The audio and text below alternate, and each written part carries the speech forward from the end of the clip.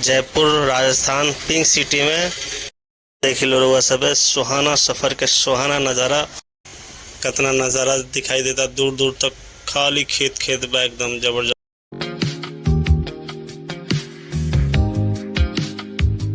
ऊपर पहुंच गए से देखी कितना शानदार शानदार बिल्डिंग बा, ऊंचा ऊंचा।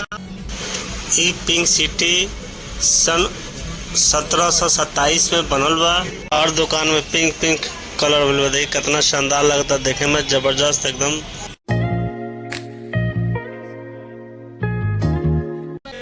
लगता कि महल वहल कोनो बा, ओकर गेट है।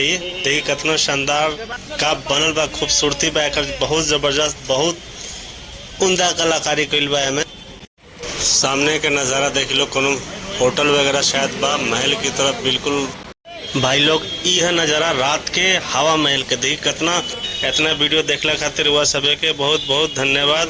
फिर मिलल। जय श्री राम भाई लोग, स्वागत बा हुआ सबे के आर्यन पांडे भोजपुरी ब्लॉग में। और हुआ सबे के आज लेके जाता नहीं जयपुर राजस्थान पिंक सिटी में, जौन बहुत मजा आवेला बा। सबे के पूरा पिंक सिटी दिखाए, बहुत मजा आई। तरुआ सबे पूरा फुल वीडियो में बन रही लोग और देखी।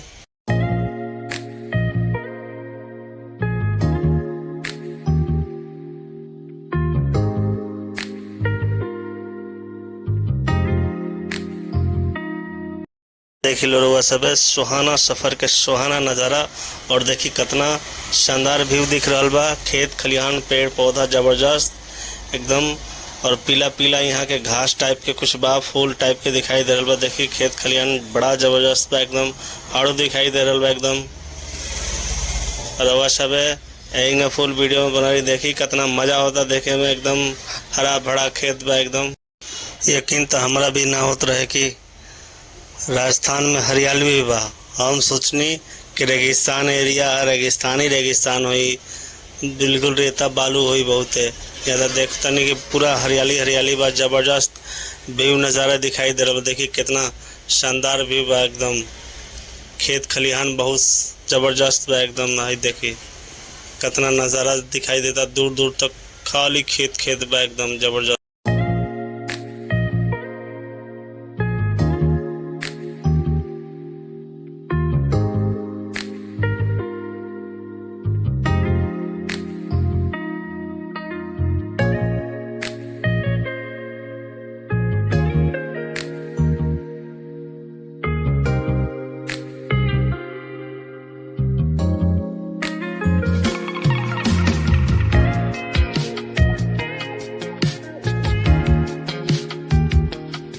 खाटू श्याम से निकलते ही पिंक सिटी जाए में पहला टोल टैक्स बा भाई लोग। ही देख लो, राजस्थान में पहला टोल टैक्स मिलल हमने के।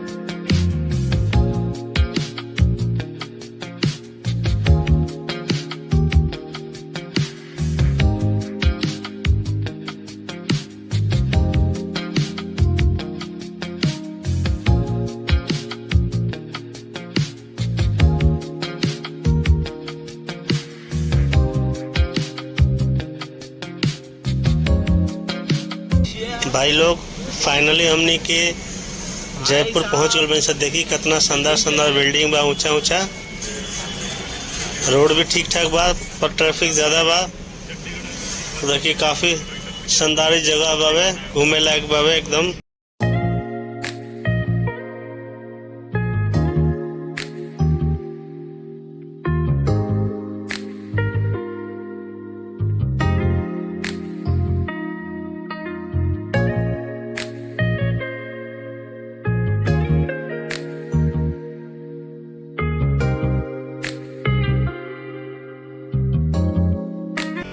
भाई लोग स्वागत बा रउआ सबे के पिंक सिटी में।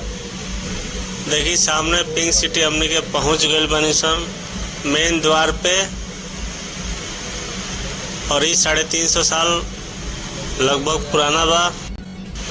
ये पिंक सिटी सन 1727 में बनल बा और एक बनवैले बन महाराजा सवाई सिंह द्वितीय कर ही इतिहास बा। बाद में डेंटिंग पेंटिंग 1800 कुछ में भइल बावे। ये सब कलर जोन बा पिंक पिंक ये 1800 कुछ सन में भर। देखी लो कितना शानदार लगता, एकदम जबरदस्त गेट, मेन गेट एकदम फड़ लगता।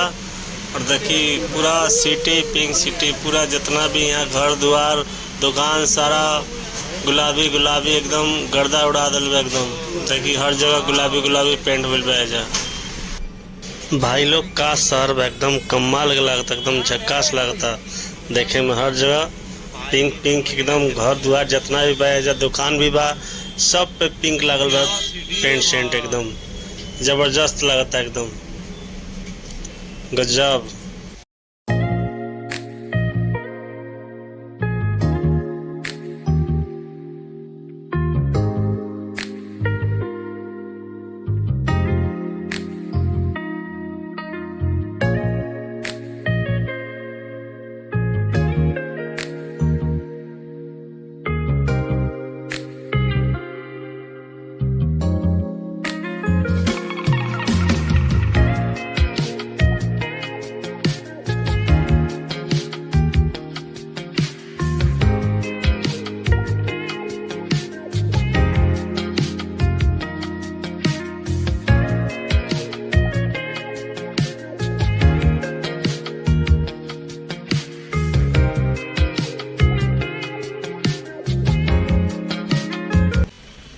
आगे देखिए मंदिर बा कोनो सुंदर सा, शायद शंकर भगवान के मंदिर लगता देखे में।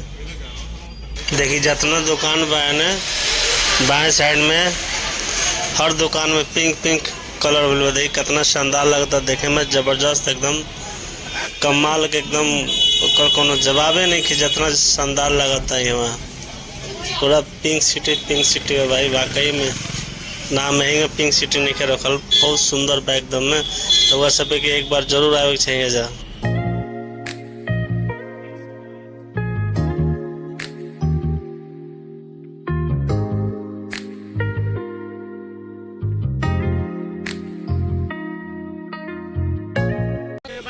लगता कि महल वहल कोनो बा, ओकर गेट है। देखिए कितना शानदार राजशाही के तरफ बनल बा एकदम।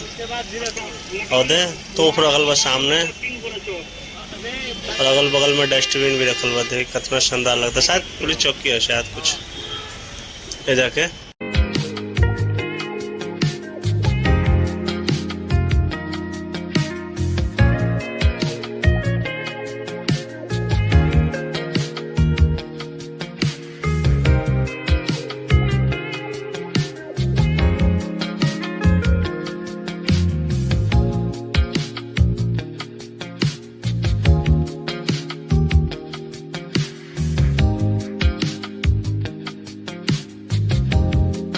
भाई लोग रोज सब दिल थाम के बैठी। अब हम जयपुर के सबसे खूबसूरत चीज हवा महल देखी, कितना जबरदस्त लगता है एकदम, वाव कहे का मन करता है एकदम। का बनल बा, खूबसूरती बा, बहुत जबरदस्त, बहुत उम्दा कलाकारी कइल बा हमें। भाई लोग अब हमने के जाते हैं गाड़ी के पार्किंग में लगावे और ओकरा बाद रहुआ सब के व्यू देखाते हैं थोड़े देर में राजस्थान के। भाई लोग ये लास्ट गेट बाद देखी कितना खूबसूरत दिखाई दे रहा बा। अब एने से आउट वाला बा, बाहर निकले वाला गेट बा। ये लास्ट ये गेट बा, देखें कितना खूबसूरत एकदम लागता। एक बाद बाकी शहर स्टार्ट हो जाए जयपुर के। कितना शाही अंदाज में एकदम गेट बनल बा, बाकी जैसे शहर स्टार्ट हो गल, अलग शहर बा। पिंक सिटी हमनी के पिंक सिटी से निकल चुकल बने सन। यही कितना खूबसूरत लगता एने के एरिया, जबरदस्त।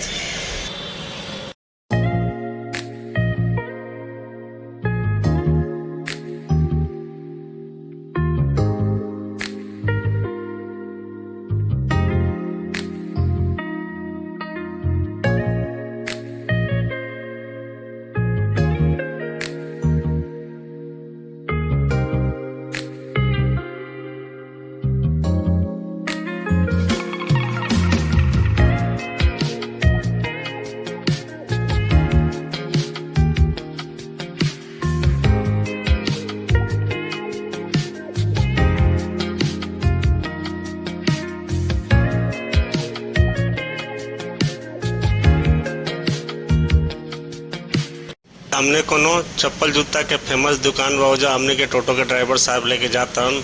देखी का होला आगे, अच्छा होई तो लियाई। सामने के नज़ारा देख लो, कोनो होटल वगैरह शायद बा। महल की तरफ बिल्कुल शानदार दिखाई दे रहा बा, एकदम फाड़ू कितना झक्कास दिखाई दे रहा बा। और देखिए यहाँ ऊंचा ऊंचा बिल्डिंग बा।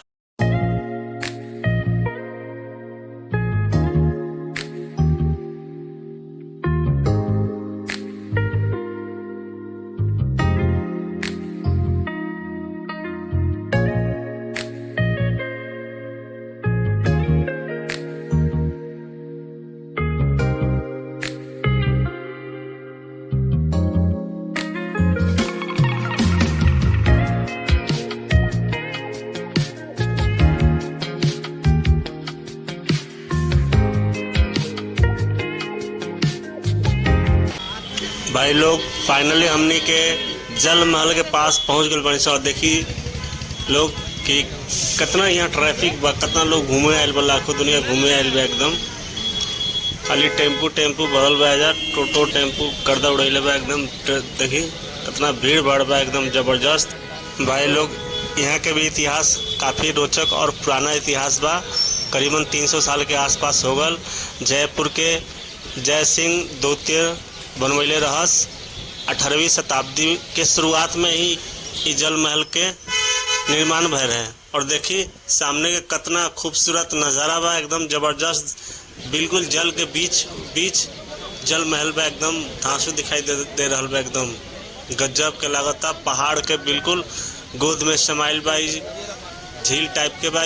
और कितना सुंदर और खूबसूरत दिखाई दे रहा बा। चारों तरफ पहाड़ बा और बीच में ही महल बा, जबरदस्त लगता चारों तरफ। रउआ सभे के थोड़ा नज़दीक करके दिखा दी कैमरा के, देखी कितना खूबसूरत बा। और जल के बीचों बीच गजब के लगता, एकदम कोनो जवाब नहीं है, इतना खूबसूरत बा, बहुत सुंदर बा।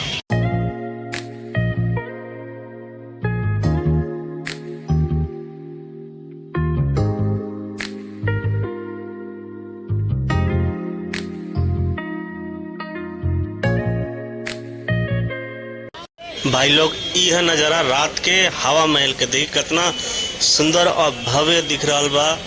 जना के कोनो जवाब नहीं है, कोनो तोड़ नहीं है, एकदम इतना सुंदर दिख रहा बा। देखी चकाचौंध यहाँ के पूरा माहौल एकदम बाबे, एकदम ज़बरदस्त। चाय के दुकान ये सब जितना भी बा, पूरा पिंक सिटी कितना ज़बरदस्त लगता दिखे में। और देखी भव्यता के साथ कितना सुंदर लगता हवा महल रात के नज़ारा में। देखी कितना भव्य। सलाम बाबू हाथ के जौन हाथ इतना सुंदर हवा महल बनैलस। और सलाम बाबू राजा के जौन राजा इतना सोच रहे कि इतना सुंदर हवा महल बनवैलन। भाई लोग अब हमनी के जयपुर के सफ़र ख़त्म हो चुकल बा। अब हमनी के जा रहल बनेसन चंडीगढ़। तैजा के रात के समय के जयपुर के नज़ारा देखी, पिंक सिटी के कितना ज़बरदस्त लगाता। रउआ सभे चैनल के सब्सक्राइब कर ली, वीडियो के लाइक कर दी। रउआ सभे के कैसन लागल जयपुर के सफ़र, तो रउआ सभे कमेंट करके बताएम।